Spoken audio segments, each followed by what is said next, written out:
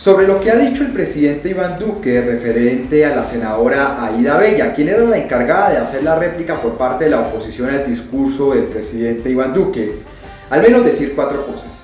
Por un lado, muestra las contradicciones y la contradicción del gobierno del presidente Duque. Hacía unos minutos acababa de llamar a la unidad, a que debamos unirnos en medio de esta pandemia, a dejar los odios, las disputas y la polarización y trabajar todos por Colombia, y minutos después se refiere a la oposición como la vieja esta.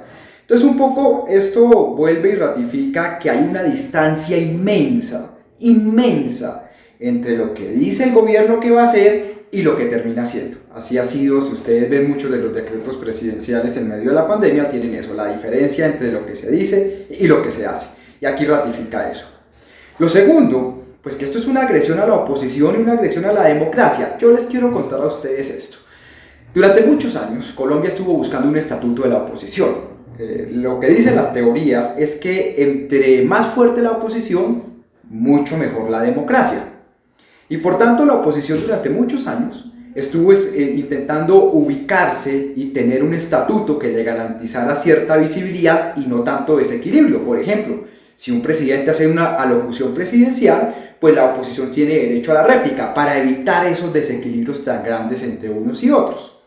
El estatuto se aprobó en medio de lo que fue la implementación del acuerdo de paz, y aquí lo que demuestra este comentario es ese desprecio a la oposición y esa lógica de la clase colombiana, de la clase política colombiana, y es el desprecio a la crítica, el desprecio a la oposición, el desprecio a lo diferente, cuando eso diferente es lo que hace y lo que fortalece la democracia. Entonces esto es muy mal mensaje en un momento en el que hay asesinato de líderes sociales, en que están asesinando a los excombatientes de las FARC, en el que hay tanto desequilibrio en nuestra democracia, un ejecutivo todopoderoso, un congreso de forma virtual, una rama judicial que no termina de arrancar, y por tanto ese tipo de ataques a la oposición deja un sabor muy complejo en lo que se pudo haber avanzado con ese estatuto de la oposición. Muy mal mensaje del presidente entonces de garantías a la oposición. Tercer comentario, pues esto obviamente además de eso es un comentario machista, micromachista de lo que se llama, y obviamente el discurso otra vez entre lo que se dice que se va a hacer, la protección a la mujer, la protección a lo que se llama las minorías, aunque las mujeres son la mayoría de la población, y lo que se termina haciendo. En Colombia tenemos una cosa trágica, y son todo este machismo que es silencioso, que es asesino, que es victimario.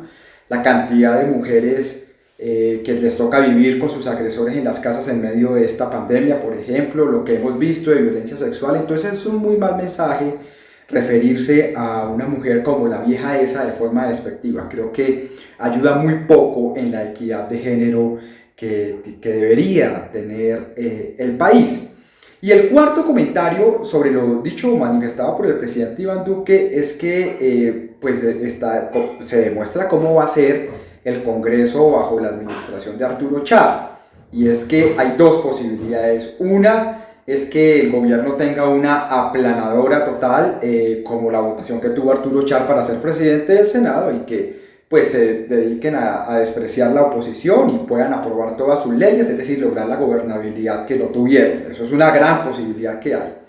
La otra posibilidad es que si esa va a ser las relaciones con el legislativo, pues eso fácilmente se les desbarata y tendremos una relación complejísima entre el Ejecutivo y el Legislativo o el Congreso de la República, y muchas de las leyes pueden naufragar, más aún con todo este paquete de proyectos que todo el mundo está presentando, incluido el Centro Democrático, que pretenden modificar todo el proceso de paz. Pues muy bien, vamos a saber en los próximos días cuáles de las dos cuestiones son las que se dan, pero muy mal mensaje del presidente Iván Duque.